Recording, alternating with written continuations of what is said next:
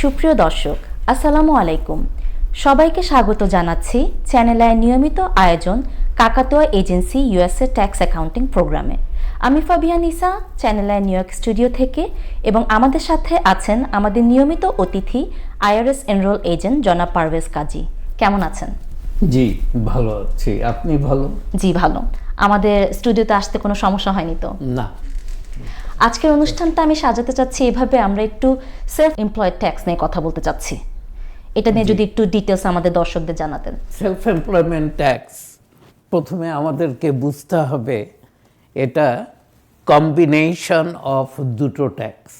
একটা হচ্ছে social security tax আর একটা মেডিকেয়ার ট্যাক্স।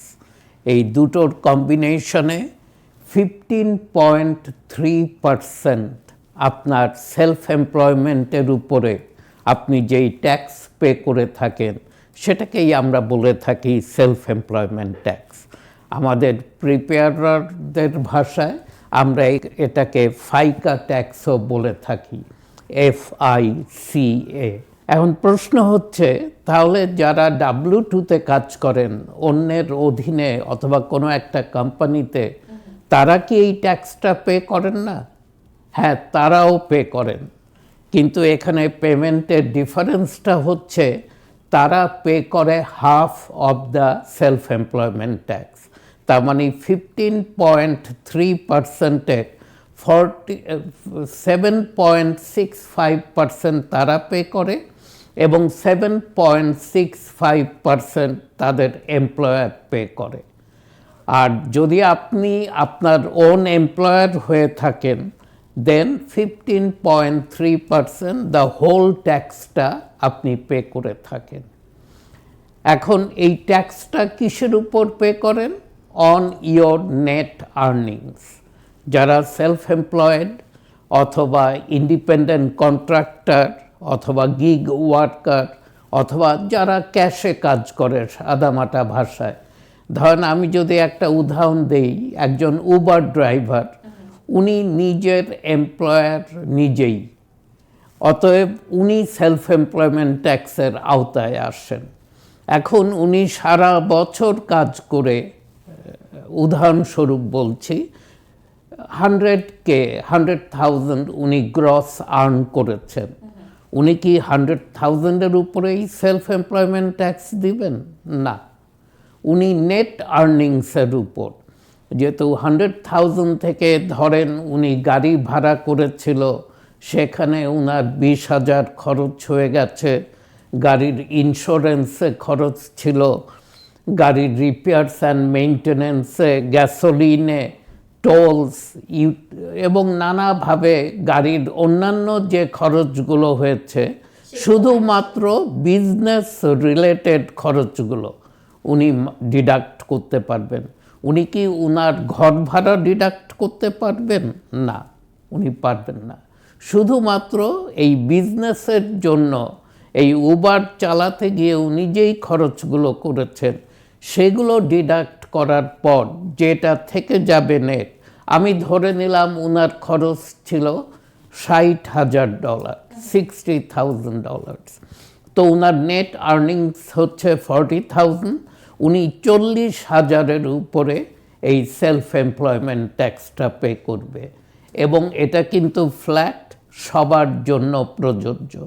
আর্নিংস যতই হোক না কেন, এই ট্যাক্সটা শুরু হয় 400-র উপরে যার আর্নিংস, তাকে যেই রেটে দিতে হয়, যার income net income 150 or 160K, তাকেও সেই হারেই এই ট্যাক্সটা পে করতে হয়। এটা federal tax, state and local ট্যাক্সের অতিরিক্ত। তার মানে আমি যদি ফেডারেল ট্যাক্স 15% দিয়ে থাকি, আমি স্টেট অ্যান্ড লোকাল ট্যাক্স যদি 5% দেই, তাহলে আমার টোটাল ট্যাক্স লায়াবিলিটি হচ্ছে 35%। তো সবগুলো ট্যাক্স মিলিয়েই আমরা ট্যাক্সটা পে করে থাকি। সেলফ এমপ্লয়মেন্ট ট্যাক্সটা পুরোটাই সেলফ এমপ্লয়েড পার্সোনালস তারা পে করে, এবং অনেক সময় তারা জানেও না যে সে সেলফ এমপ্লয়মেন্ট ট্যাক্স পে করছে। আমি আরেকটা উদাহরণ দিয়ে বলতে চাই যে ধর এই একই উবার ড্রাইভার উনি $40,000 নেট করেছেন এবং উনার 3 বাচ্চা দিয়ে উনি যখন পার্সোনাল ট্যাক্স ফাইল করেছে উনি হয়তো $6,000 রিফান্ড পেয়েছে। তো উনি জানেন না যে উনি সেলফ এমপ্লয়মেন্ট ট্যাক্স পে করেছেন। কিন্তু আপনি যদি উনার 1040 ট্যাক্সের পেপার ওয়ার্কসগুলো দেখেন, আপনি দেখবেন SE ট্যাক্স, সেলফ এমপ্লয়মেন্ট ট্যাক্সকে অনেক সময় সংক্ষেপে SE ট্যাক্স আমরা বলে থাকি ট্যাক্সের ফর্মগুলোতে। সেখানে SE ট্যাক্স উনি $4,000 পে করেছে। উনার 3 চাইল্ডের জন্য রিফান্ড ছিল 10,000, কিন্তু সেখান থেকে 4,000 ট্যাক্স কেটে রাখার পর উনি $6,000 ফেরত পেয়েছেন। ওর জন্যই উনি বলছেন আমি তো কোনো ট্যাক্স পে করি না, আমি তো রিফান্ড পাই। উনি ট্যাক্স পে করার পর এই টাকাটা ফেরত পেয়ে থাকেন। এটা কি নির্ধারিত শুধু নিউ ইয়র্ক সিটির জন্য নাকি? এটাও বলে রাখি, সেলফ এমপ্লয়মেন্ট ট্যাক্স কিন্তু হচ্ছে ফেডারেল ট্যাক্স, এটা স্টেট এবং লোকাল ট্যাক্স না, এবং এটা ফেডারেল ট্যাক্সের অতিরিক্ত। ফেডারেল গভর্নমেন্ট তো একটা ট্যাক্স কালেক্ট করে থাকে, সেটা ফেডারেল গভর্নমেন্টের জন্য। আর সেলফ এমপ্লয়মেন্ট ট্যাক্সে আমরা সংক্ষেপে বলে থাকি এটা সোশ্যাল সিকিউরিটি ট্যাক্স, এবং এটা কিন্তু আপনার অ্যাকাউন্টেই জমা হয়ে থাকে এই টাকাটা। এবং 65 বছর বয়সে অথবা কারেন্টলি 67 বছর বয়সে আমরা যখন রিটায়ারমেন্টে যাই, আমরা কিন্তু এই যে সেলফ এমপ্লয়মেন্ট ট্যাক্স দিচ্ছি, সোশ্যাল সিকিউরিটি ট্যাক্স দিচ্ছি, এটায় যত পরিমাণ দিচ্ছি তত পরিমাণ আমরা আমাদের রিটায়ারমেন্টস বেনিফিট পাবো সোশ্যাল সিকিউরিটি থেকে। রিয়েল এস্টেট বিজনেস যারা করছেন বা যারা বাড়ির মালিক, তারা কি এই ট্যাক্সের আওতায় পড়ছে কিনা? এটা কি সেলফ এমপ্লয়েড জবের মধ্যে পড়ছে কিনা? বাড়ির মালিক যারা, তারা কিন্তু এই সেলফ এমপ্লয়মেন্ট ট্যাক্সের আওতায় আসেন না, যেহেতু they are not employed by their own home. কিন্তু বাড়ির মালিক যেহেতু সে রেন্টাল ইনকাম পাচ্ছে, এবং রেন্টাল ইনকাম দিয়ে যদি তার রেন্টাল প্রপার্টি হয়ে থাকে আর সে যদি তার ওন প্রপার্টিতে নিজেই থাকেন, তাহলে তো উনি কোনো ইনকাম জেনারেট করছে না এখান থেকে, অতএব উনার কোনো সেলফ এমপ্লয়মেন্ট ট্যাক্সের আওতায় উনারা আসেন না। সেলফ এমপ্লয়মেন্ট ট্যাক্সের আওতায় আসে শুধুমাত্র যারা সোল প্রোপ্রাইটার, যেখান থেকে তারা ইনকাম জেনারেট করছে বাই ওয়ার্কিং। আনআর্নড ইনকাম যারা আর্ন করে তারা কিন্তু সেলফ এমপ্লয়মেন্ট ট্যাক্স দেয় না, কিন্তু যারা আর্নড ইনকাম আছে তার ওন এমপ্লয়মেন্টে, তারাই শুধুমাত্র সেলফ এমপ্লয়মেন্ট ট্যাক্স পে করে থাকেন। ক্যাশে যারা ইনকাম করছেন তারাও এর আওতাভুক্ত হচ্ছেন? জি, ক্যাশে যারা কাজ করছেন অথবা যারা বছর শেষে 1099 NEC পেয়ে থাকেন তারা, তারপর বললাম সোল প্রোপ্রাইটার, গিগ ওয়ার্কার্স, অথবা যারা মানে নিজেকে নিজে এমপ্লয় করেছে এবং সেই এমপ্লয়মেন্ট হচ্ছে উনি কাজ করছেন। হ্যাঁ, W2 তো হচ্ছে আপনি একটা কোম্পানির সাথে কাজ করছেন, কারোর সাথে কাজ করছেন, এবং তারা W2 জেনারেট করে এবং তারা আপনাকে উইকলি বেসিসে অথবা বাই উইকলি অথবা মান্থলি আপনাকে পে স্টাব দিচ্ছে, স্যালারি দিচ্ছে, এবং সেইটা দিয়ে ওরা এন্ড অফ দ্য ইয়ারে W2 ইস্যু করে থাকে এবং সেটা দিয়ে আপনি ট্যাক্স ফাইল করেন। সেলফ এমপ্লয়মেন্ট যারা আছেন তারা কিন্তু এরকম কোনো W2 পান না। তো উনাদের একটা দায়িত্ব হচ্ছে উনারা সেলফ অ্যাসেসড ট্যাক্স পে করে থাকেন, মানে এন্ড অফ দ্য ইয়ারে গিয়ে উনাদের বেস্ট অফ দ্য নলেজের উপর ভিত্তি করে উনি ডিক্লেয়ার করবে উনার সেলফ এমপ্লয়মেন্ট ইনকাম কত ছিল, উনার গ্রস রেভিনিউ কত ছিল এবং নেট আর্নিংস কত, এবং সেটার উপর ভিত্তি করে উনি ফাইলটা করবেন। পারভেজ কাজী, আইআরএস এনরোলড এজেন্ট, দীর্ঘদিনের অভিজ্ঞতা নিয়ে অত্যন্ত যত্ন সহকারে ট্যাক্স ফাইলিং করেন। তার প্রতিষ্ঠান কাকাতুয়া এজেন্সি নিয়ে তিনি কি বলছেন? কাকাতুয়া এজেন্সি সম্পর্কে বলবে আমাদের গ্রাহকরা যারা গত 33 বছর ধরে আমাদের উপর আস্থা রেখে আসছেন। কাকাতুয়া agency, 8828 192 street, Jamaica, 3731 77th street, Jackson Heights, New York. কাকাতুয়া এজেন্সি জ্যাকসন হাইটসের 77 স্ট্রিটে অবস্থিত, প্রবাসীদের সেবায় একটি দীর্ঘ অভিজ্ঞতা সম্পন্ন প্রতিষ্ঠান। আমরা যত্ন সহকারী এবং সততার সাথে সকল প্রকার ট্যাক্স এবং অ্যাকাউন্টিং সার্ভিস ছাড়াও ইমিগ্রেশনের সব রকম কাজ করে থাকি। সুদীর্ঘ 30 বছর ধরে আমরা ট্যাক্স, অ্যাকাউন্টিং ও ইমিগ্রেশন বিষয়ক সেবাগুলো দিয়ে আসছি আমাদের কমিউনিটিতে। কাকাতুয়া এজেন্সি আস্থার এক নাম। যোগাযোগ 37-31 77th street, Jackson Heights, New York. Self employment ইন্ডিভিজুয়ালসদের একটা সুযোগ আছে, ওনারা কিন্তু অনেক এক্সপেন্স যেটা সে নিজের জন্য করে থাকে এবং সেই সাথে বিজনেসও কিছুটা জড়িত থাকে, সেগুলোকে ওনারা ডিডাক্ট করতে পারেন। আচ্ছা, যেমন ধরেন একজন উবার ড্রাইভার, যেই উদাহরণ দিচ্ছিলাম, উনি কিন্তু সেলফোন ইউজ করছে ফ্যামিলির সাথে কথা বলতে, বন্ধুবান্ধব আত্মীয় স্বজনকে ফোন করতে। সেই সেলফোনেই কিন্তু উবারের কলগুলো উনি রিসিভ করে, সেই অনুযায়ী উনি রেসপন্স করে, প্যাসেঞ্জার উঠাচ্ছে, ড্রপ অফ করতেছে। ওই সেলফোনটাই কিন্তু ব্যবহার হচ্ছে দুই খাতে, অর্থাৎ কিছুটা প্রাইভেটলি উনি ব্যবহার করছে, কিছুটা বিজনেসের কাজেও ব্যবহার করছে।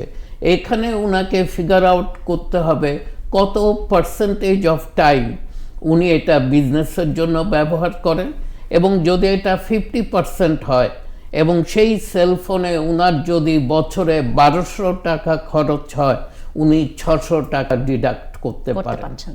ঠিক তেমনি ওই একই গাড়িতে উনি হয়তো উইকেন্ডে কাজ করেন না, ফ্যামিলি নিয়ে ঘোরাফেরা করেন, অথবা বন্ধুবান্ধবের বাসায় যান, ঘরের অনেক কাজ থাকে সেগুলো করেন। তো আর বাকি 5 days উনি কিন্তু উবার চালাচ্ছেন ওই গাড়ি দিয়ে। তো এখানেও উনাকে পার্সেন্টেজটা বের করে নিতে হবে এবং সেই অনুযায়ী এটাকে উনি ডিডাকশান করতে পারবেন ওনার বিজনেস থেকে। আমাদের দর্শকদের বোঝার সুবিধার জন্য আমি দুইটা টার্ম নিয়ে একটু কথা বলতে চাচ্ছি। একটা হচ্ছে 1099 আর একটা হচ্ছে এনইসি, যেটা আপনি উল্লেখ করলেন। পার্থক্যটা কি বা কিভাবে আমরা এটা ডিফারেন্সিয়েট করছি? 1099 এনইসি অনেকটা নিউয়ার ফর্ম। আগে সবাইকে ইস্যু করা হতো 1099 মিসেলেনিয়াস। তো এখন 1099 মিসেলেনিয়াস আগে যেটা ছিল সেটা একটু ব্রড ফর্ম, এবং ওই ইনকামটায় স্কেডিউল সিতে গিয়ে আমরা ডিডাকশানগুলো নিতাম। এখন যেই 1099 মিসেলেনিয়াস এখনও আছে, এখনও ইস্যু করা হয়, কিন্তু এই ইনকামটায় কোনো ডিডাকশানের সুযোগ নেই। এটা আপনি সরাসরি আইদার 1040-তে অথবা যে ফর্মের জন্য এটা ইস্যু করা হয়েছে, অনেক সময় স্কেডিউল ই রেন্টাল ইনকামের জন্য এটা ইস্যু হয়ে থাকে, সেখানে গিয়ে আপনি এটা ডিক্লেয়ার করবেন। এনইসি নন এমপ্লয়ি কম্পেনসেশন, মানে যেই কোম্পানি আপনাকে 1099 ইস্যু করতেছে এনইসি, ওরা বলে দিচ্ছে you are not a employee of that company, আপনি নন এমপ্লয়ি কম্পেনসেশন। আপনি যদি এমপ্লয়ি হতেন, ওরা কিন্তু আপনাকে ইস্যু করতো W2, তো আপনাকে W2 ইস্যু করে নাই, 1099 এনইসি ইস্যু করেছে, অর্থাৎ you are your own boss. আপনি কাজ করেছেন, this is your business, you did it by yourself. আপনার এক্সপেন্স আপনি দেখাবেন, কোম্পানি দেখাবে না। সে আপনাকে গ্রস রেভিনিউ যেটা দিয়েছে সেটা আপনাকে দিয়ে দিল। যেমন উবার, লিফট এরা করে থাকে, অনেক লিমোজিন কোম্পানি এটা করে থাকে, এবং অনেক কোম্পানি তারা ক্যাশ বেসিসে এমপ্লয়ি হায়ার করে, কন্ট্রাক্ট বেসিসে, এবং কন্ট্রাক্ট শেষ হয়ে যাওয়ার পর এন্ড অফ দ্য ইয়ারে গিয়ে 1099 এনইসি ডিক্লেয়ার করে। এনইসি, আবারও বলছি, stands for non employee compensation. তো আপনি ওই কোম্পানির এমপ্লয়ি নন, অতএব আপনার সোশ্যাল সিকিউরিটি ট্যাক্স অথবা সেলফ এমপ্লয়মেন্ট ট্যাক্স পুরোটাই আপনি দিবেন। আপনি যদি ওই কোম্পানির এমপ্লয়ি হতেন তাহলে হাফ দিতেন আপনি আর হাফ দিত আপনার এমপ্লয়ার। এখানে আপনি আপনার এমপ্লয়ার এবং আপনি আপনার এমপ্লয়ি, অতএব দুটোই আপনি দিবেন। তো এটা একটা এক ধরনের রিস্কি বলা চলে, যেহেতু 100% আমার উপরই। জি, এটার আবার ওই যে সুযোগ আছে যে আপনি অনেক এক্সপেন্সেস ডিডাক্ট করতে পারেন। W2 এমপ্লয়ীদের কিন্তু ওই সুযোগ নেই। অনেক সময় আজকাল প্রায় এটা কথা হয়ে থাকে, অনেকে বাসা থেকে কাজ করছে W2 এমপ্লয়ি, এবং বাসা থেকে যখন কাজ করে অনেকে তার বাসায় হয়তো একটা ডেডিকেটেড রুম আছে, যেই রুমটা সে ব্যবহার করে অফিসের জন্য, সেই রুমের ইউটিলিটি আছে, সেই রুমের ভাড়া আছে অথবা মর্টগেজ আছে, ওরা কিন্তু কিছুই ডিডাক্ট করতে পারে না, যেহেতু সেই সুযোগটা ওদের নেই। কিন্তু উনি যদি 1099 NEC পেতেন তাহলে উনি কিন্তু এগুলো ডিডাক্ট করতে পারতেন। তো হ্যাঁ, কিছুটা ঝুঁকি আছে, আপনার কথা ঠিক, কিন্তু সেই সাথে আবার কিছু সুযোগও আছে। সেলফ এমপ্লয়েড মানুষদের জন্য আপনি জানালেন অনেকগুলো টেকনিক আছে যেভাবে আমরা ট্যাক্স ডিডাক্ট করতে পারছি। W2 হোল্ডার যারা আমরা কাজ করি, যারা W2-তে কাজ করি, তাদের জন্য আমরা মানে বছর শেষে আমাদের একটা আতঙ্ক থেকে যায় মনে, যে আমরা অনেক ট্যাক্স পে করছি। এখান থেকে মানে কিছু স্মার্ট টেকনিক যদি আমাদের দর্শকদের জানার সুবিধার জন্য জানাতেন, যে কি কি কাজ আমরা সারা বছর করলে আমাদের ট্যাক্সটা বছর শেষে একটু কম দিতে হবে। এটা নিয়ে প্রায়শই কথা বলে থাকি, কিভাবে আপনার ট্যাক্স লায়াবিলিটি আপনি রিডিউস করবেন, এবং এটার জন্য কিন্তু আপনার একটা স্ট্র্যাটেজিক প্ল্যানিংয়ের দরকার আছে। আমরা দেখি আমাদের ক্লায়েন্টরা, ট্যাক্স পেয়াররা, ওরা বছর শেষে যখন ফাইল করতে আসে তখন ওরা এগুলো জানতে চায়, তারপর সারা বছর কিন্তু আর কোনো খবর নেই, তারা জানতেও চায় না। যেমন একটা আজকাল বেশিরভাগ, অথবা আমি বলবো একটা অনেক বড় অংশ স্টকস অ্যান্ড বন্ডসে ইনভেস্ট করে। আমি সবসময় বলে থাকি, স্টকস অ্যান্ড বন্ডসে যারা ইনভেস্ট করে তাদের ট্যাক্সের চাবিটা কিন্তু ওর হাতে, নবটা কিন্তু ওর হাতে। সে যখন টার্ন অন করবে তখন এটা ট্যাক্সেবল হবে, সে যখন টার্ন অফ করবে এটা ট্যাক্সেবল হবে না। আচ্ছা। এবং তাদের সবচেয়ে বড় সুযোগ হচ্ছে স্টক লস হারভেস্টিংয়ে। সেখানে গিয়ে ওরা কিন্তু এই ট্যাক্স লায়াবিলিটিকে রিডিউস করে আনতে পারে। কিন্তু ওই যে আপনাকে বললাম যে এইগুলো নিয়ে আমরা অনেক কথা বলে থাকি, টিপসগুলো দিয়ে থাকি, কিন্তু সব প্রশ্ন আসে যখন আমি ফাইল করছি, তখন কিন্তু কিছু করার নেই, যেহেতু 2026-এ গিয়ে আমি 25-এর ফাইল করছি। অতএব জানুয়ারি মাসে কেউ যদি আমাকে 26-এ বলে যে 25-এর ট্যাক্স আমি কিভাবে কমিয়ে আনবো, আমার তো কিছু করার নেই। 31st December of 2025 was cut off date. ওই দিনের আগে আপনি কোনো অ্যাকশান নেন নাই, এখন কোনো অ্যাকশান নেওয়ার নাই, শুধু যেই ট্যাক্সগুলো আছে সেগুলো পে করেন। আপনি যেটা প্রশ্ন করলেন W2 এমপ্লয়ি, তাদের অনেকগুলো সুযোগ আছে, যেমন most of the company 401k offer করে থাকে, এবং 401k কে ম্যাক্সিমাইজ করলে আপনি কিন্তু ট্যাক্স লায়াবিলিটি অনেক কমিয়ে আনতে পারেন। দর্শক মণ্ডলী, জনাব পারভেজ কাজীর কাছ থেকে আমরা অনেকগুলো ইম্পর্টেন্ট তথ্য পেলাম সেলফ এমপ্লয়মেন্ট ট্যাক্স সম্পর্কে। আমরা জানতে পারলাম কারা এটা আওতাভুক্ততে পড়ছে এবং কী ধরনের কিভাবে আমরা ট্যাক্স এখান থেকে আমরা ডিডাক্ট করতে পারি। এই ইনফরমেশনগুলো আমাদের জানাও অনেক প্রয়োজন ছিল। সামনের পর্বে আরও অনেক গুরুত্বপূর্ণ তথ্য নিয়ে আমরা হাজির হব। সেই পর্যন্ত চ্যানেলের সাথে থাকবার আহ্বান জানিয়ে আমি ফাবিহা নিসা আজকে এখানে বিদায় নিচ্ছি।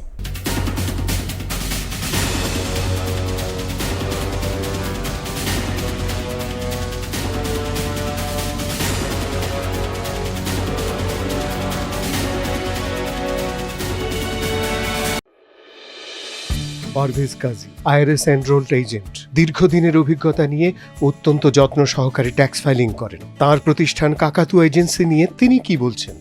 কাকাতুয়া এজেন্সি সম্পর্কে বলবে আমাদের গ্রাহকরা, যারা গত 33 বছর ধরে আমাদের উপর আস্থা রেখে আসছেন। কাকাতুয়া agency, 8828 192 street, Jamaica, 3731 77th street, Jackson Heights, New York. কাকাতুয়া এজেন্সি জ্যাকসন হাইটসের 77 স্ট্রিটে অবস্থিত, প্রবাসীদের সেবায় একটি দীর্ঘ অভিজ্ঞতা সম্পন্ন প্রতিষ্ঠান। আমরা যত্ন সহকারে এবং সততার সাথে সকল প্রকার ট্যাক্স এবং অ্যাকাউন্টিং সার্ভিস ছাড়াও ইমিগ্রেশনের সব রকম কাজ করে থাকি। সুদীর্ঘ 30 বছর ধরে আমরা ট্যাক্স, অ্যাকাউন্টিং ও ইমিগ্রেশন বিষয়ক সেবাগুলো দিয়ে আসছি আমাদের কমিউনিটিতে। কাকাতুয়া এজেন্সি আস্থার এক নাম। যোগাযোগ 37-31 77th street, Jackson Heights, New York